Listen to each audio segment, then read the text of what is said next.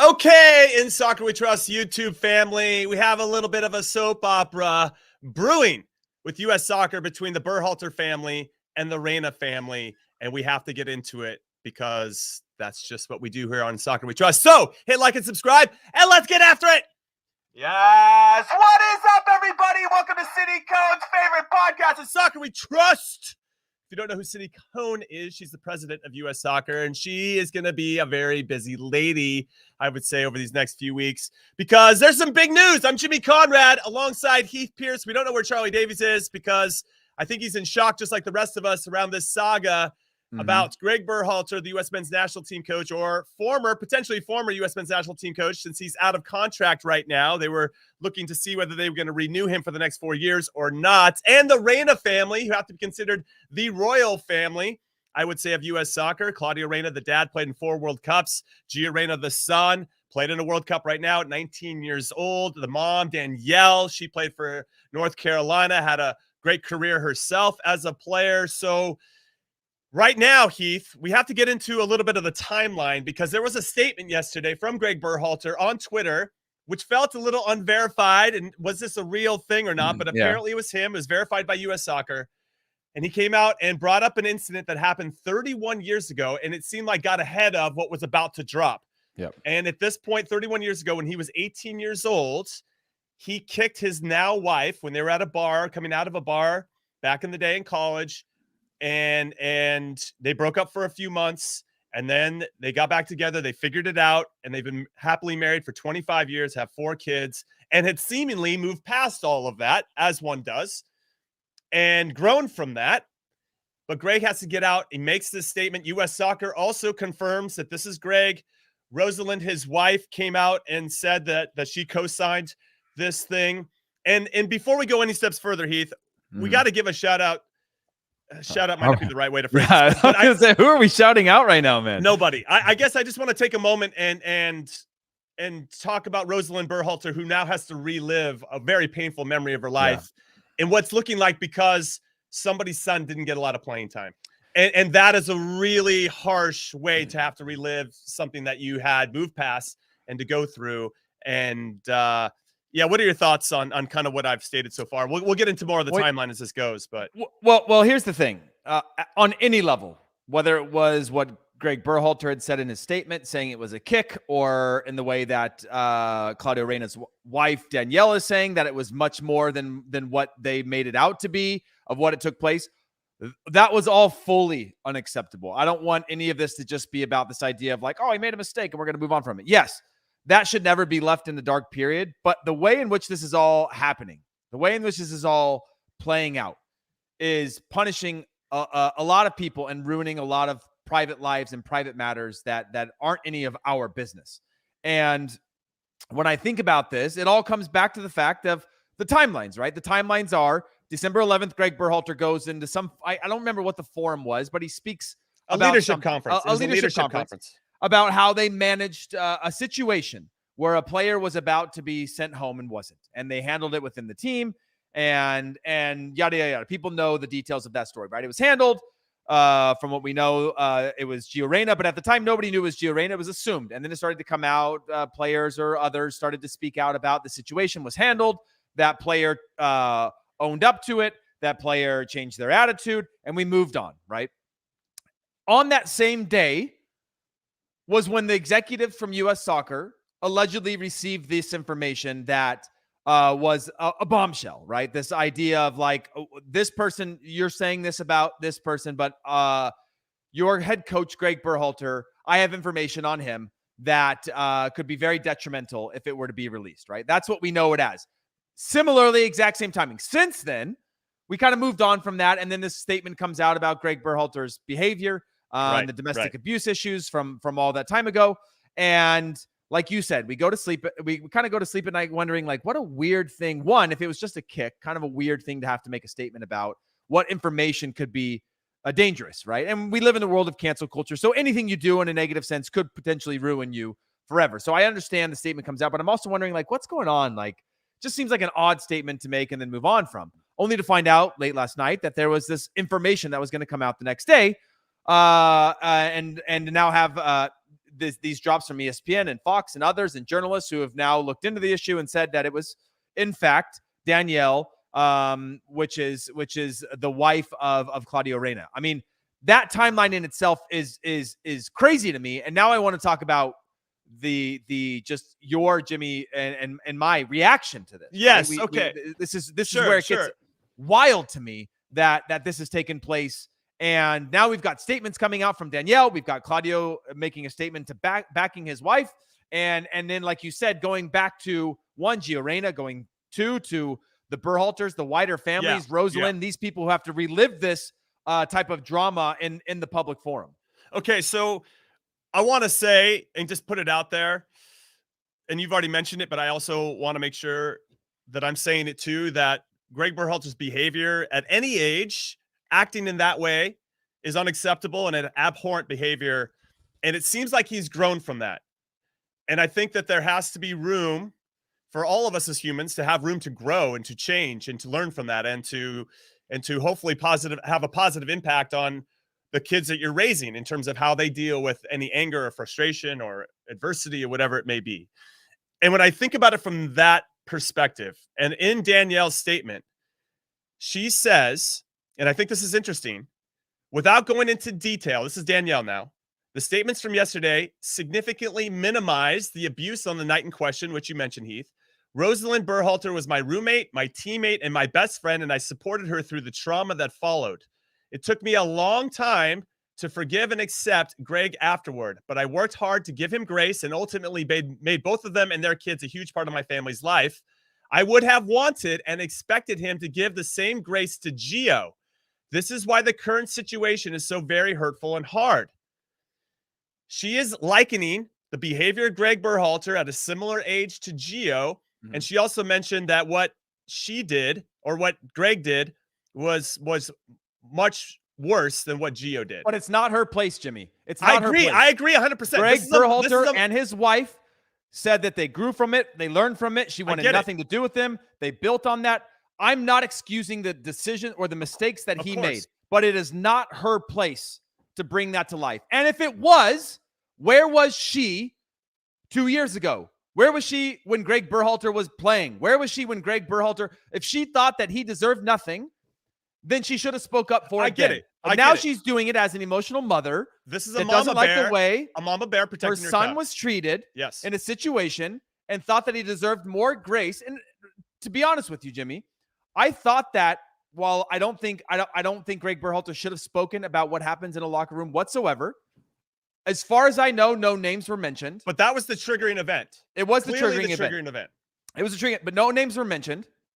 And in fact, the way in which he was treated was that he was not sent home. He was left within the team. He was allowed to make amends. Now, that should have stayed within the team for sure, but that leaked out. And I think that was her chance to say, you know what? Well, then guess what else can leak out? I just think that I understand, and we learned this at an MLS when you're a rookie. A guy comes in and speaks and it says it takes 5/100ths of a second to process a thought, right? That can make or break your life forever. A decision that you make takes 5/100ths of a second to make the right or wrong decision, and you do that millions of times a day. She then went on to text or call or email these U.S. soccer executives that she thought was in private, but clearly there was some threats involved. If there was a need to make a statement, some threats that were like, I have information, as Gregg Berhalter mentioned, that could be sort of erupt, and that turns it into blackmail and threatening versus it being like, well, this happened, like why couldn't, like that could also be handled directly in a way that these people were supposed to be close friends, not going to U.S. soccer or threatening to release information in this type of way, which, by the way, could and very well could have legal ramifications moving forward. Of course. So I want to jump in and say, I think that we've gotten to the point of no return. I think that this move by Danielle Reyna, even though it could ruin some careers here, including her husband's, Claudio, it's going to damage it in some way. I don't know what Austin FC is going to do. I don't know if U.S. Soccer wants to work with Claudio moving forward. I don't know. But you're right. It wasn't their place to say this. This is, as I mentioned before, this is a mama bear protecting her cub who thought was being treated unfairly. And she had some dirt on the man who made that decision, who also did something that he obviously regrets at a young age and was trying to make that known. It's but horrible. I think it's gonna have its intended effect. And it's sad. The whole thing is sad.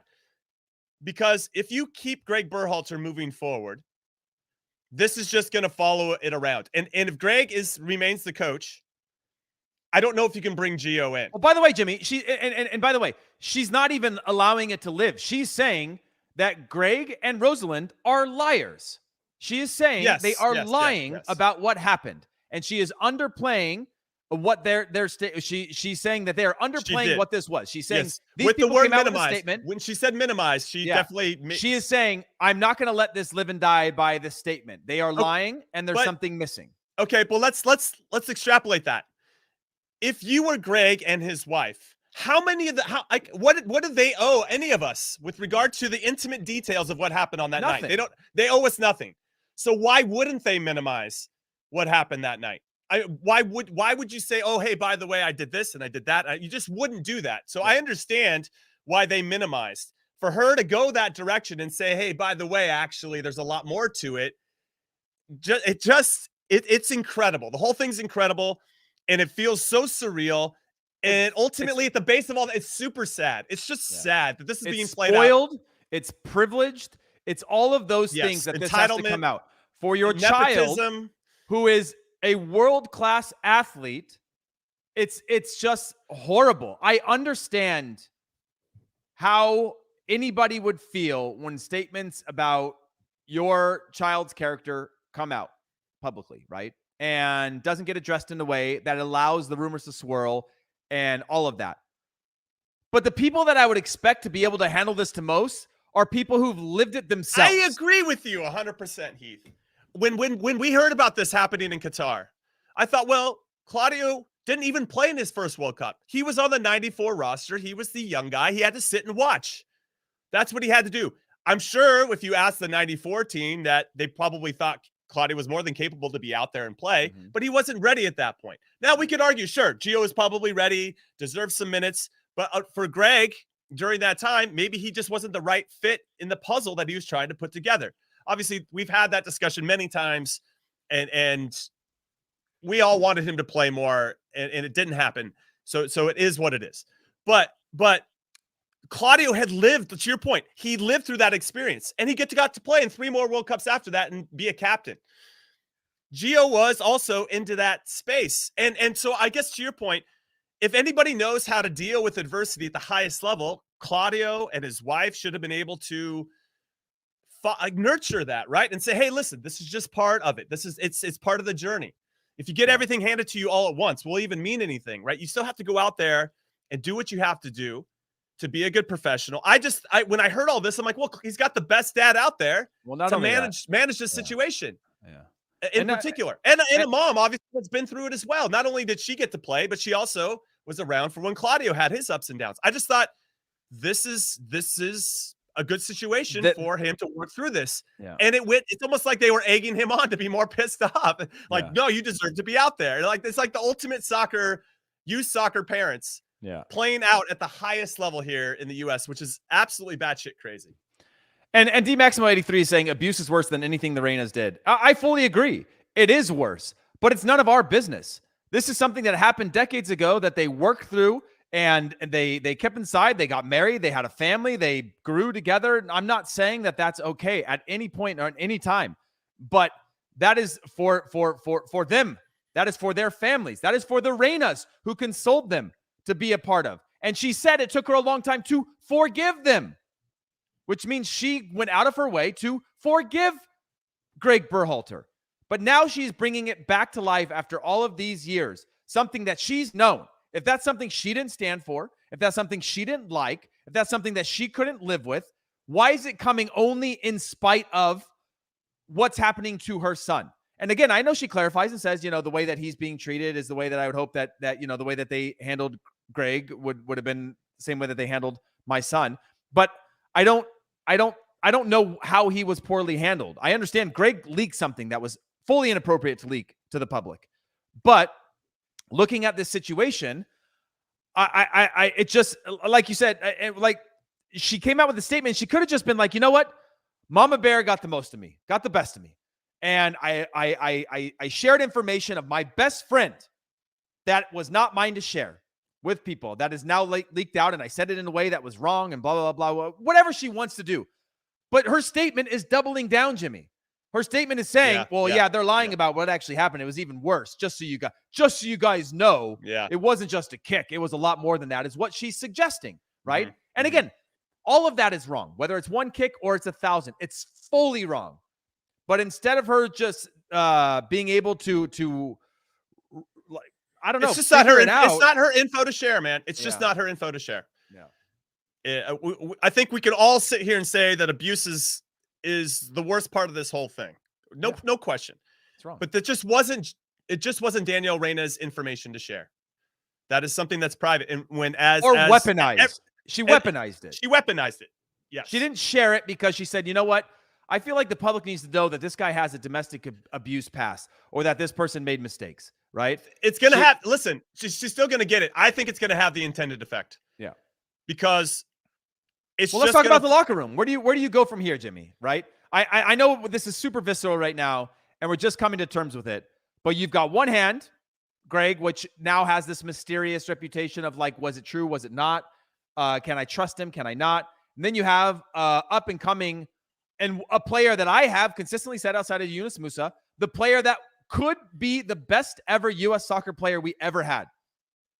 Now part of this drama that will never go away, ever, right? This cannot just disappear and we move on from it. We will move on from it, but it'll never go away. It'll never disappear. What happened? Let's just focus on Gio first. He's probably pissed at his parents. I know he's probably upset about how he was treated, and then Greg doubled down. And we had mentioned before in a previous podcast, if you're new here, we appreciate the support and for joining in and being a part of this. We have fun here, maybe not today per se, but more often than not, we have fun. But I think that Greg wanted to get that Gio stuff off of his chest. He wanted to let everybody know why he didn't play Gio a lot during the World Cup. Yeah, he was carrying a weight there. He was carrying a weight, and he got it off of his chest. He thought he was in a private thing. It wasn't private, and he leaked out. And now you have this, the ripple effect of that decision.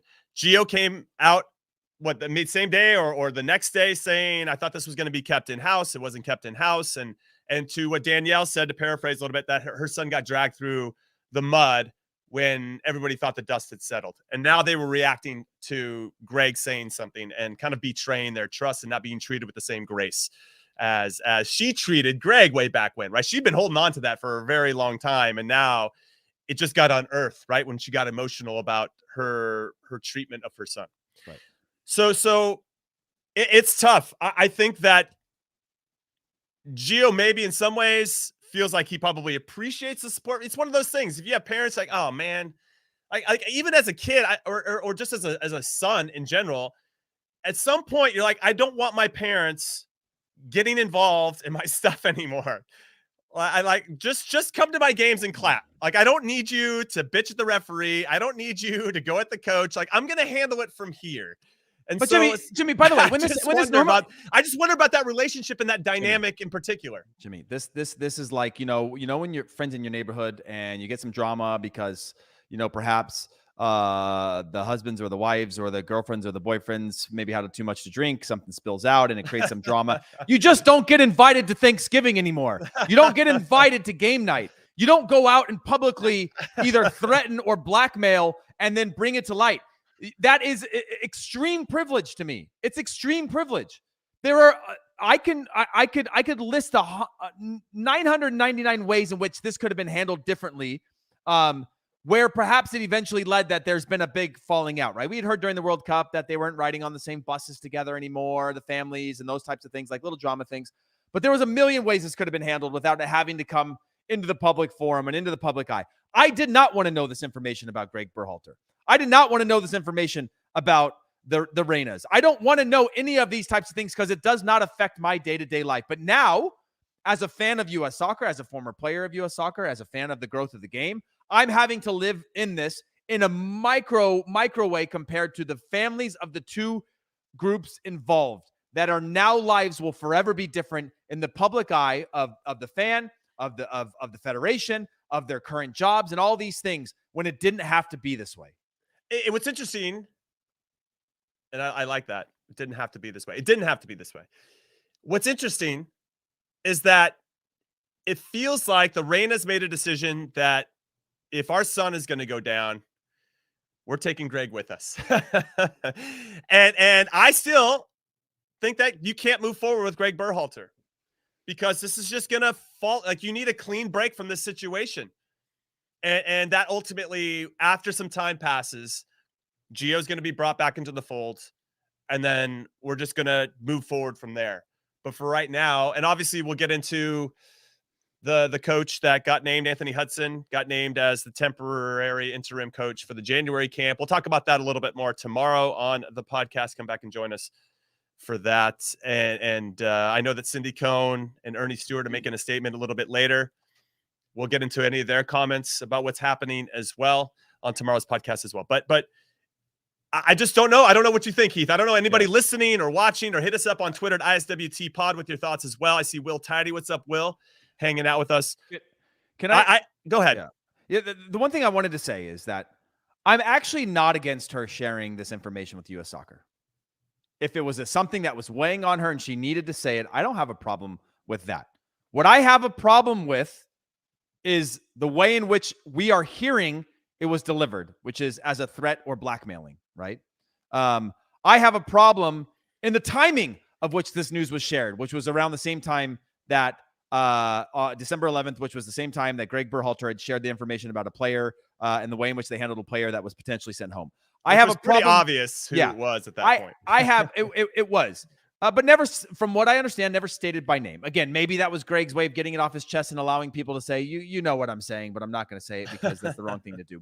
I have a problem with that. I don't have a problem with her needing to say something that took place. It's not hers to share, but if she is part of this situation and to isolate it from all of the things happening right now, if she felt like, hey, I came into some information and I think it needs to be shared and I need to get this off, fine.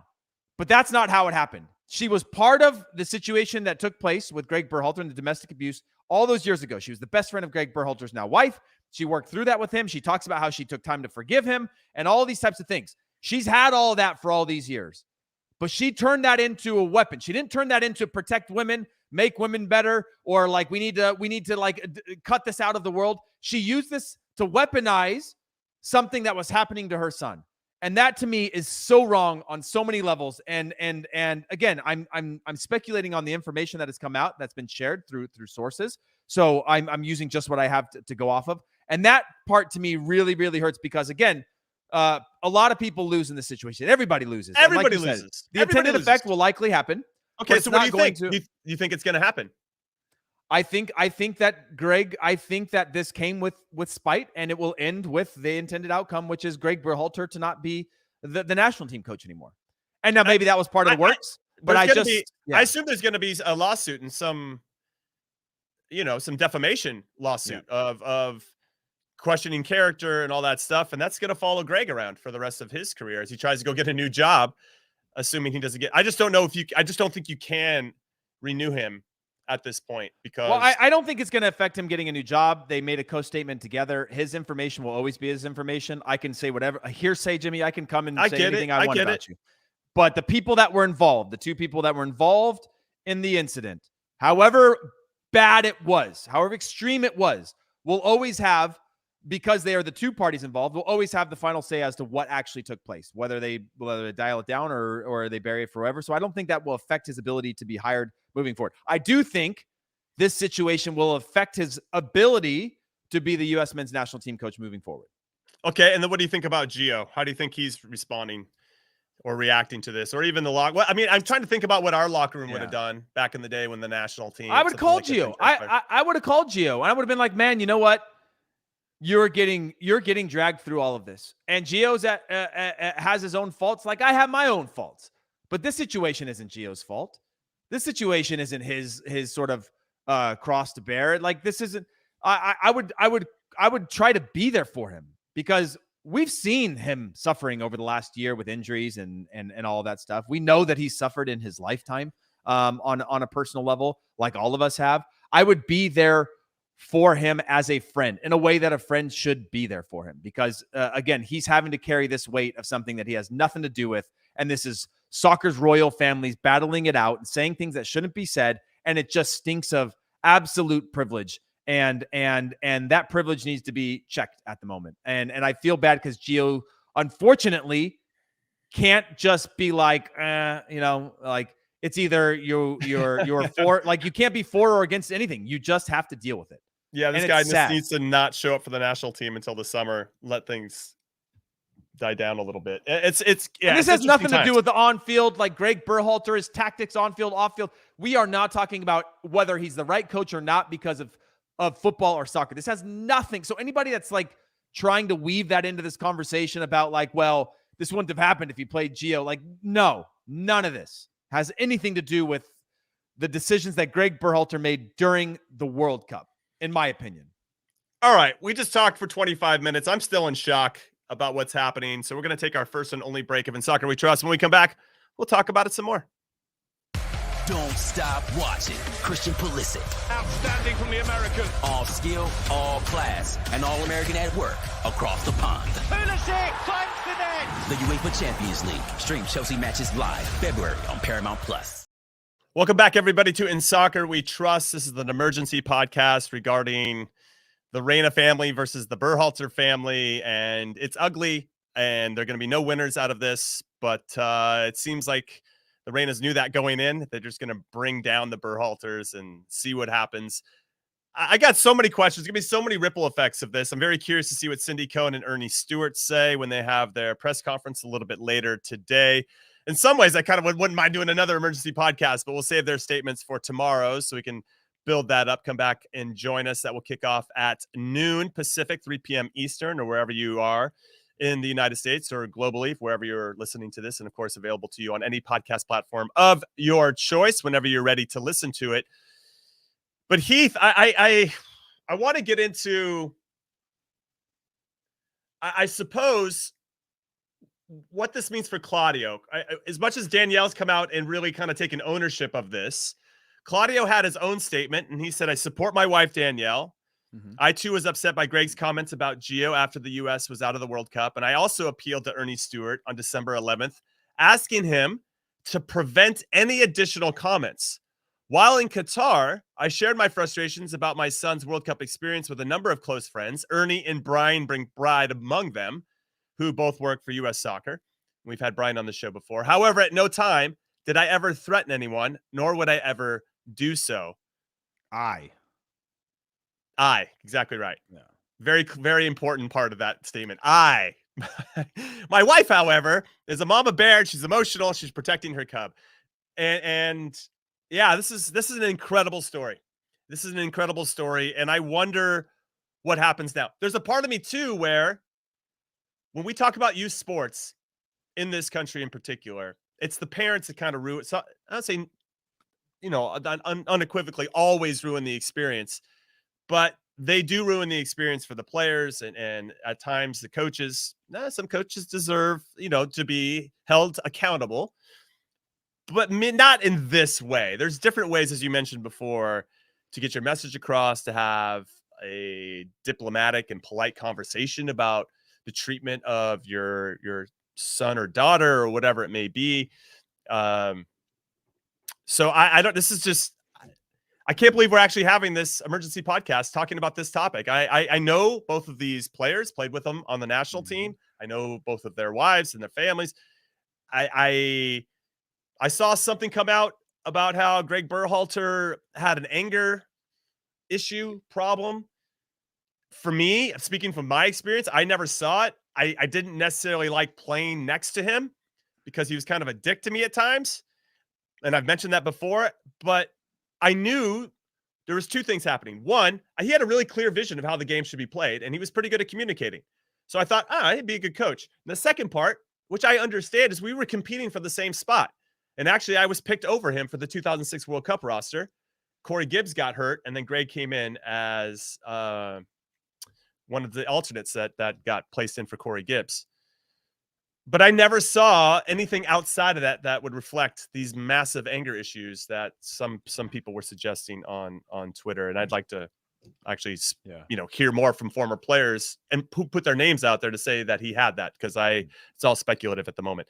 But this is so crazy to me. And I don't know what else to say about it. It's just sad. It's just sad. It is sad. There is no winner in any of this. Everybody loses. U.S. Soccer loses. It's another thing that could have been handled privately between all these families. There's no like start point. It's like a goal, Jimmy. When you watch a goal happen and you go into a video room after and you go, well, Jimmy, you didn't track your runner to the near post and he scored on a header. And you're like, yeah, but what about the guy who didn't close down the guy crossing the ball? And they're like, yeah, but we had a chance to kill the game at the half line. And that was there. Or like if you didn't have a bad turnover further up the field and you're like, you could trace everything back to another point that could have been preventing this situation right now.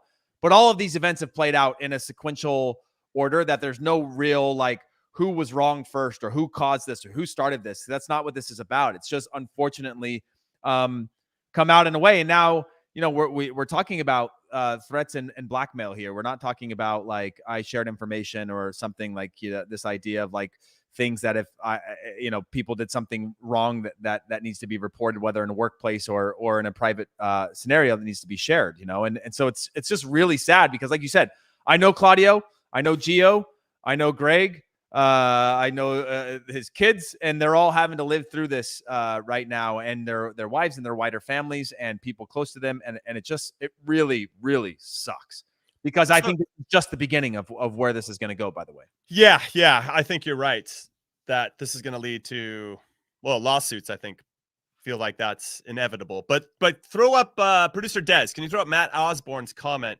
I actually liked what he was asking about seeing the bigger picture and how we have an issue with, here it is. We're all missing the big picture. Why are there so many intimate relationships within U.S. soccer? They keep hiring friends and relatives instead of the most qualified people. This will keep happening. I do want to say something very quickly. We have Cindy Cohn, former player for the U.S. women's national team. We have Brian McBride. We have Ernie Stewart. We have Gregg Berhalter. We have Claudio Reyna.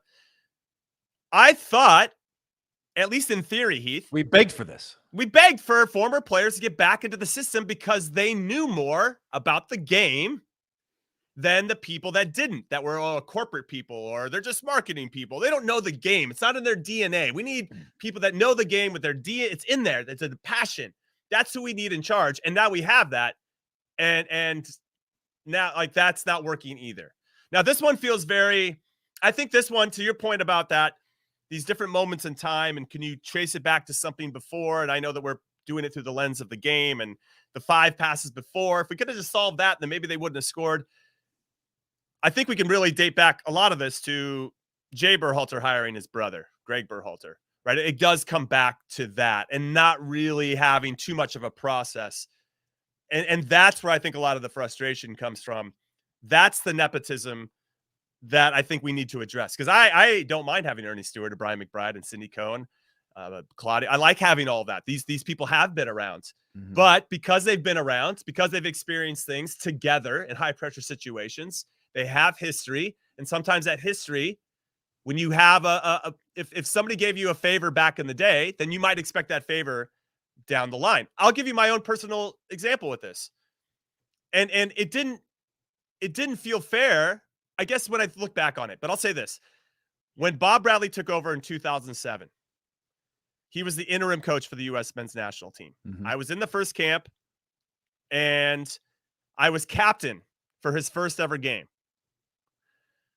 Next game was in Phoenix against Mexico. Pablo was the captain, but I ended up scoring. This is my flex of the day, and being named man of the match. After that game, I was in the elevator. Before that game was Sunil Gulati, then U.S. Soccer president, and Dan Flynn, basically number 2 at U.S. Soccer for many, many years. They looked nervous. They thought we were going to get pumped by Mexico. And I looked at them like, we got this. Now, I didn't know if we got this, but thankfully we went out there and did the job, and I played well and got man of the match. After that game, Bob got named as the full coach. And I carried with me that guy owed me something. He owed me, because if we had lost that game, I don't know if Bob gets hired. Right. But I thought I had done enough to warrant a little bit more, I'll say favoritism. But he just owed me something. He probably didn't even think anything of it. He's like, great, my team went out and did the job. I put my team in the best position to win. We won. And that's that. Bob's moving on, signs his deal, full-time coach, looking forward.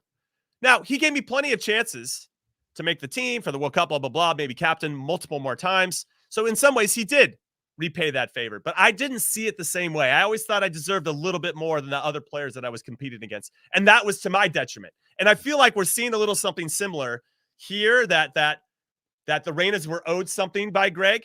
Yeah. Privilege, right? And also when you get these relationships, as Matt is saying, or Matthew is saying, that when you're around each other for so long, there might be something that other, with the Ernie Stewarts, the Brian, because they have so much history over so many years as teammates and then post-career, that there might be some things that they owe each other. And that's where it might be the negative side of having former players involved at almost every single level of the game. Not just here, but anywhere in any sport. It's hard, Jimmy. Look, I since I retired, you and I, we've both been in the media world. I've been part of businesses where I've got former teammates and players that worked for me, whether on a project basis or work for me. I haven't done it in a club environment or in a national team environment. Yes, it is still a small and growing industry, but if you look at Thorington and Cherundolo, or you look at Reyna and Wolf, and you look at all these things, there's still an element of I work for you, you work for me, right? And there is going to be tough situations that have to happen. Yes, there are ways in which, I'm Claudio Reyna. I want to have a conversation with Gregg Berhalter about my son's progress or his situation. I think I should be able to do that because he's a friend and somebody that I've known for a long time. That's probably going to get him that conversation, but it's not going to get you privilege, right? In a way that's like, you owe me something. And I feel like this got to the point of privilege. And it got to the point of that privilege not being transacted or converted on. And therefore, we're going to go a step further. And it came through what I don't think are bad people, but through emotions getting the most of their character or their love for or protection for their children, whatever that was. It was like, I need an eye for an eye in this situation. And that came out now, and it sucks. And that stain, I think, is going to follow them for quite some time.